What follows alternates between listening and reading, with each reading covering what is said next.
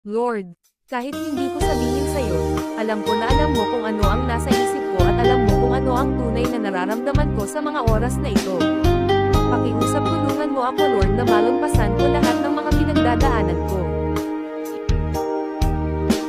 Kay buti-buti mo, Panginoon, sa lahat ng oras, sa bawat araw, ika'y laging tapat kong magmahal. Ang iyong kaawa ay magpawalang hanggan.